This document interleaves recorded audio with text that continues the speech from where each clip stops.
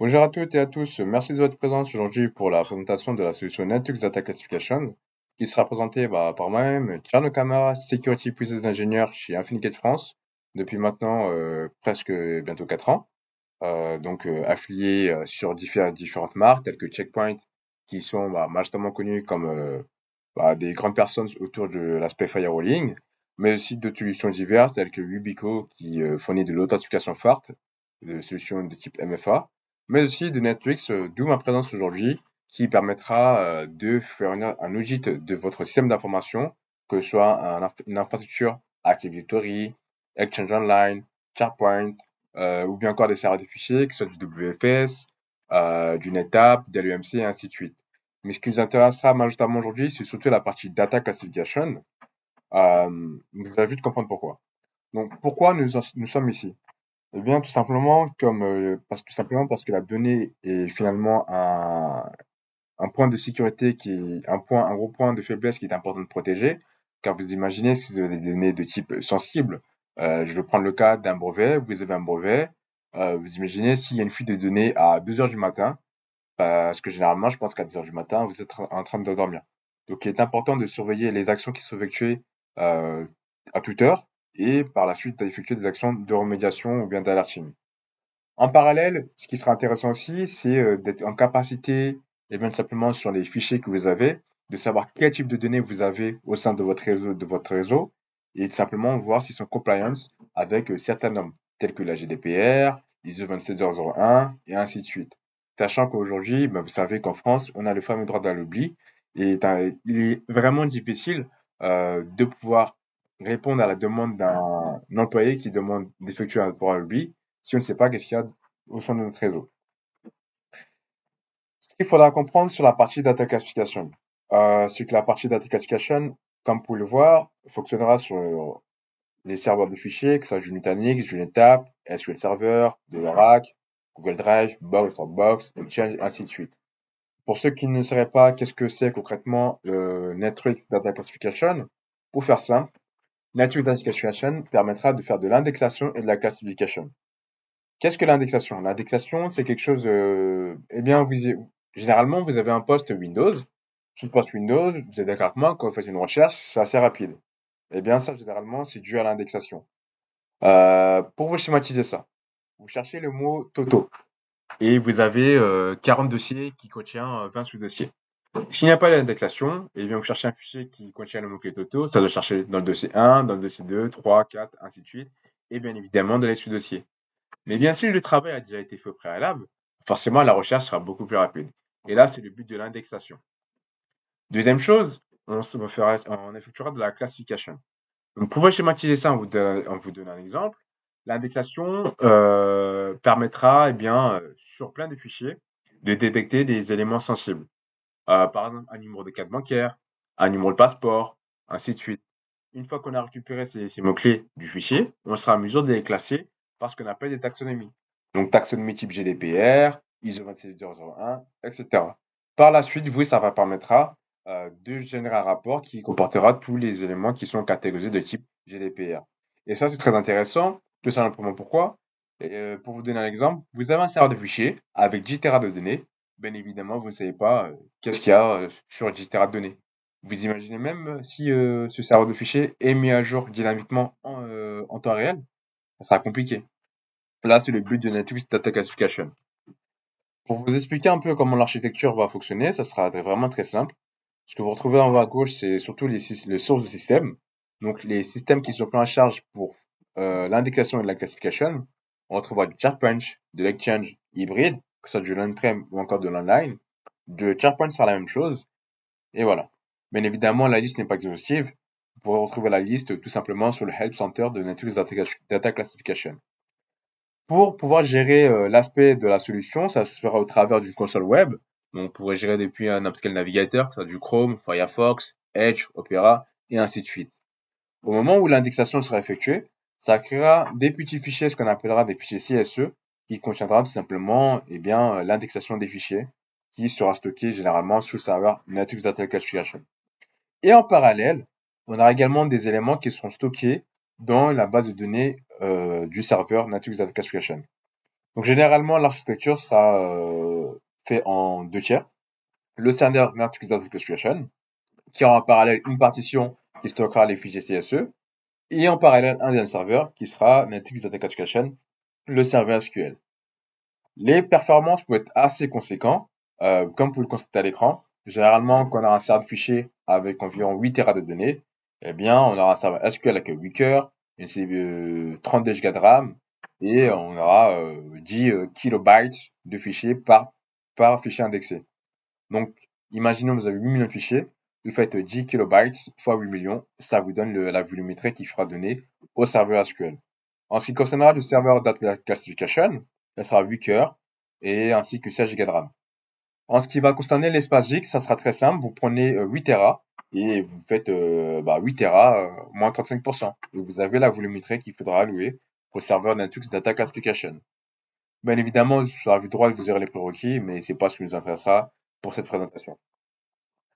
Ce sont ce qu'on peut voir out of the box, c'est des fonctionnalités qui sont prêtes à l'emploi lorsque vous installez la solution. Ce que je veux dire, c'est que vous avez automatiquement des taxonomies type GDPR, P2I, donc là les informations identifiables personnelles telles que les noms, prénoms, etc., les enregistrements financiers, ainsi de suite. Qu'est-ce que je veux entendre par là? C'est qu'au début, je vous ai parlé d'indexation. Et bien, dans l'indexation, on va récupérer tous les mots-clés d'un fichier. Je prends par exemple d'un fichier, je détecte le mot-clé banque, Swift. Et bien, je sais typiquement, ça fait référence à des aspects financiers. Et bien là, étant donné que je sais que j'ai des règles qui sont prêtes à l'emploi, fournies avec la solution, ce seront des règles basées sur un dictionnaire. À partir du moment où je détecte le mot-clé banque ou encore Swift, je vais automatiquement classifier le fichier d'enregistrement financier. De même pour les regex. Donc pour les regex, pour ceux qui ne savent pas, ce sont des expressions régulières. Comment vous schématisez ça? Vous avez une carte vitale. Généralement, une carte vitale, ça commence par 1, suivi de l'année de naissance. 1, si on est un homme, et 2, si on est une femme. Et ça, c'est ce qu'on appelle des expressions régulières. Les types de fichiers qui seront pris en charge par la solution, donc c'est très simple, tout ce qu'on peut voir à l'écran, soit du PDF, du doc, bien évidemment des JPEG, PSD, PNG, etc. Vous me direz, mais comment on a la capacité eh bien, de reconnaître du texte sur les images? C'est parce qu'on va effectuer de l'OCR qui permettra une technologie de faire la reconnaissance de texte sur image. Un peu comme sur vos iPhones. Généralement, depuis iOS 16, si je ne dis pas de bêtises, dès que vous prenez une photo, vous êtes en capacité de copier-coller du texte grâce à justement à cette fonctionnalité qu'on appelle l'OCR. Bien évidemment, on aura des capacités d'effectuer de la remédiation dès que je détecte un élément sensible, donc tel que alerter des personnes par email, ou encore typiquement de déplacer un fichier dans une zone de quarantaine que vous avez définie, ou bien encore, je ne sais pas, par exemple, mettre à jour les droits si le fichier était en libre accès à tout le monde, tout simplement de supprimer tous les droits et d'attribuer le droit de lecture à une personne spécifique. Ce qui sera intéressant en plus, c'est ce qu'on verra bien évidemment dans la démonstration de la solution, c'est qu'on est en mesure de remplacer du texte. Donc par exemple, vous détectez un numéro de carte bancaire, vous pouvez remplacer cette suite de numéros par des caractères souhaités. Donc par exemple par des XXXX. Ce qu'il faudra comprendre, c'est que la solution Netflix Data Classification permettra de s'intégrer tout simplement avec des solutions de DLP. L'idée, c'est que des fois, certains clients ne savent pas s'ils doivent prendre un outil de DLP ou un autre outil. Parce qu'un outil de DLP, c'est pas négligé non plus. Ça demande un certain investissement, surtout en termes financiers. Donc là, l'idée, c'est d'avoir une solution au préalable qui s'appelle Native Data Classification, qui va être là pour faire tout le traitement et détecter les documents sensibles. Par la suite, vous serez en mesure de taguer ces fichiers et par la suite intégrer un outil de DLP. Donc, dès l'outil de DLP détecte un tag de fichier sensible et qu'un utilisateur tente de faire une fuite de données, eh bien, vous serez en mesure d'effectuer des actions de remédiation. Avec la solution de Native Data Classification, on a une autre solution qui s'appelle Linux Auditor, normalement qui vous aurait été présentée au préalable, parce que généralement, on présente en premier lieu Linux Auditor, ensuite de Native Data Classification. Sachez qu'il y a une possibilité d'effectuer de l'interopérabilité entre ces deux solutions, qui vous permettra tout simplement d'avoir des rapports depuis la solution Linux Auditor, et tout simplement, par exemple, être alerté dès qu'un utilisateur effectue des actions sur un fichier catégorisé sensible par Netflix Data Classification. Bien évidemment, il y a bien beaucoup de cas d'usage, mais voilà, là c'est l'un des exemples les plus utilisés. La démonstration, parce que là j'ai un peu beaucoup parlé, c'est ce qui va généralement plus vous intéresser. C'est parti pour la démonstration. On va accéder à la page web. Donc là, j'ai une capacité à m'authentifier donc avec un compte local Active Directory. Mais par la suite, je peux faire de la fédération des identités, c'est-à-dire m'authentifier avec du Azure AD, Ping Identity, etc. Donc la liste n'est pas exhaustive. Ce qui sera intéressant, si vous faites de la fédération d'identité, pour vous connecter par exemple avec Azure AD, c'est que vous pouvez appliquer de l'authentification forte avec des YubiKey fournis par l'éditeur YubiKey par exemple. Et d'ailleurs, c'est ce que je vous encourage à faire, sachant qu'aujourd'hui, le YubiKey, c'est une seule clé d'authentification forte qui vont vous permettre être résistant contre le phishing de nouvelle génération. Donc là, apparemment, c'est un peu l'effet de démo. Voilà. On retrouve le fameux dashboard de la solution Analytics Data Classification on va retrouver des petits widgets comme on retrouve sur la de gauche qui nous permettent de savoir le nombre de fichiers qui sont traités, à savoir 2131, mais aussi de retrouver des fichiers sensibles qui ont été trouvés par la solution. Donc, qu'est-ce que j'entends par sensible? Eh bien, c'est que vous aurez défini les taxonomies que vous jugerez sensibles. Je prends le cas des instruments financiers, vous les jugerez sensibles. GDPR, vous les jugerez sensibles. Une taxonomie de l'aspect canadien alors que vous êtes en France, pour vous, vous n'allez pas le juger sensible. Donc là, c'est un peu ce genre d'exemple. Donc, je vais cliquer sur le petit widget Sensitive qui va tout simplement m'ouvrir un nouvel onglet.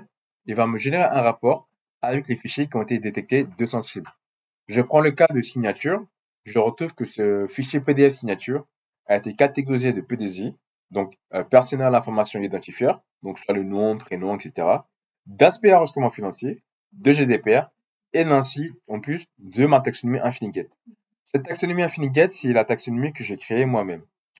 Donc, si je clique sur la page AJ, je vais retrouver plusieurs informations, telles que le sommaire du fichier. Donc là, ça va être surtout le type de fichier, à quel moment il a été collecté par la solution, indexé et encore classifié.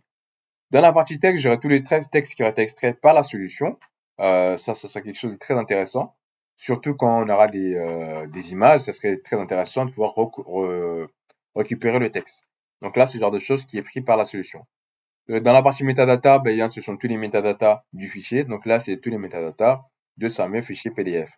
En l'occurrence que le fichier a été classifié par telle taxonomie, eh bien, il match avec 10 catégories. Le hide count nous permet de savoir quel a été l'élément clé qui a permis de classifier le fichier. Eh bien, ici dans la partie IBAN, je sais que, hop là, j'ai cette suite de numéros IBAN qui a permis de classifier ce fichier d'aspect d'enregistrement financier. Donc là, c'est le genre de choses que vous pourrez avoir avec la solution NetSuite Authentication, un simple rapport d'analyse qui vous permet de récolter les fichiers catégorisés de sensibles. Dans la partie content, on va retrouver les taxonomies. Donc, vous savez, les fameuses taxonomies out of the box qui sont prêtes à l'emploi. Donc là, je vais prendre par exemple, qu'est-ce que je vais prendre? Allez, je vais prendre la GDPR. Hop là, je vais déployer GDPR. Je vais prendre la France.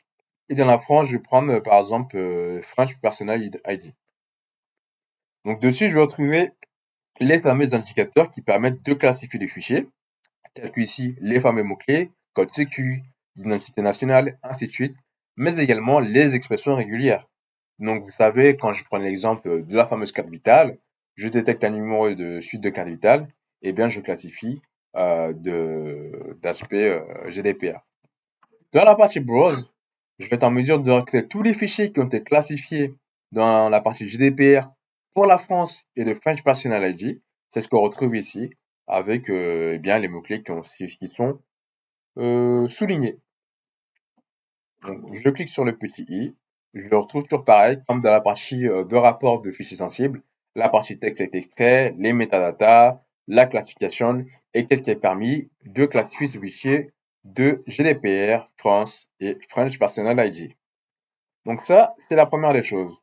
Deuxième des choses qui sera très intéressante, c'est que pendant ce cheminement de classification de fichiers, on est en mesure d'appliquer des workflows, donc des flux de travaux. Qu'est-ce que j'entends par là? Eh bien, tout simplement, à partir du moment où vous détectez un fichier, vous êtes en mesure d'appliquer plusieurs workflows. Typiquement, ce que j'ai fait, c'est qu'à partir du moment où un fichier était détecté par ma propre taxonomie que j'ai créée d'Infinigate suivi de Lugula, je détecte que le mot-clé Lugula est détecté dans un fichier. Je vais être en mesure de modifier les privilèges du fichier, donc les fameux droits NTFS. mais aussi de déplacer les fichiers vers un répertoire de quarantaine que j'ai désigné. Donc ça, c'est la première des choses que que je peux faire. Mais après, il y avait aussi ce que je disais au tout début. Donc, possibilité de replacer un mot-clé dans un fichier, de faire de la lettre par email, etc. La liste n'est pas exhaustive. Encore un peu plus d'informations. Là, il faudra contacter les puissants ingénieurs de la fameuse équipe d'Infinigate France. Pour les sources qui sont prises en charge par la solution, on aura plusieurs sources, comme pour le voir à l'écran. On aura le fameux SharePoint, que ce soit de l'online ou encore de l'informaïs, des bases de données SQL, du Dropbox, de l'Exchange, les fameuses boîtes aux lettres, oui, oui. Parfois, certains clients sont étonnés qu'on est en mesure de pouvoir indexer et classifier des boîtes aux lettres. C'est tout à fait pris en charge, que ce soit des PST, donc des archives, ou simplement les fameuses OST. C'est tout à fait pris en charge par la solution. Ce qui sera intéressant en parallèle, c'est ce qu'on parlera aussi de la fameuse DSAR. Vous me direz qu'est-ce que c'est le DSAR? Durant cette présentation, au début, je vous ai parlé du fameux droit à l'oubli. Qu'est-ce que c'est le droit à l'oubli? Enfin, qu'est-ce que c'est plutôt le DSAR? Le DSAR, l'idée, c'est de dire que toute organisation qui traite des informations sur une personne, eh bien, cette personne a le droit de demander à l'organisation quelles sont ces informations qui sont traitées et doit être en mesure de fournir un rapport. Donc, le fameux droit à l'oubli, si un utilisateur veut partir de la société, eh bien, le service informatique doit être en mesure de fournir un rapport avec toutes les informations en lien avec l'utilisateur. Donc, comment le faire si vous n'avez pas une solution qui est en mesure de répondre à ce besoin? Eh bien, là est l'intérêt de Netflix Data Classification. Par exemple, je vais cliquer sur l'option Add, je vais mettre un idée de cas. Généralement, l'utilisateur va demander à son DPO et DPO va faire le nécessaire. Donc, je vais mettre un ID de cas, donc 006 par exemple. Je vais mettre ici le last name, donc le nom de famille de la personne, donc typiquement mon nom de famille. Le first name, mon prénom. Et ici, je mettrai mon adresse email. Donc, je vais mettre .com. Les références, ça peut être simplement ce numéro de carte d'identité. Donc là, je mets bien évidemment une suite aléatoire, numéro de passeport, etc. Vraiment toutes les informations qui matchent avec l'utilisateur. Comme par exemple ce numéro d'employé, ainsi de suite. L'option Enable Data Search, c'est très intéressante, car vous serez d'accord avec moi, si l'emploi est arrivé en 2012, il n'y a pas le date d'effectuer une recherche depuis 2004. Donc là, ça va être l'intérêt de faire ce genre de choses. Donc une fois que j'aurai fini de remplir les champs de ma requête, je vais cliquer sur l'option Submit. Par la suite, j'aurai un rapport ici qui viendra ressourcer toutes les informations qui matchent avec les informations que j'ai saisies dans ma demande de requête. Donc ici, je clique sur View. En cliquant sur View, je me rends compte qu'il y a 508 fichiers qui ont été identifiés, donc match avec les références que j'ai spécifiées pour l'utilisateur Camera Cherno. Je clique sur Result, et tout simplement dans cette option Result, je retrouve tous les fichiers qui matchent avec l'utilisateur. Donc par exemple, BTS, ILC, Master, eh bien c'était durant mes années d'études.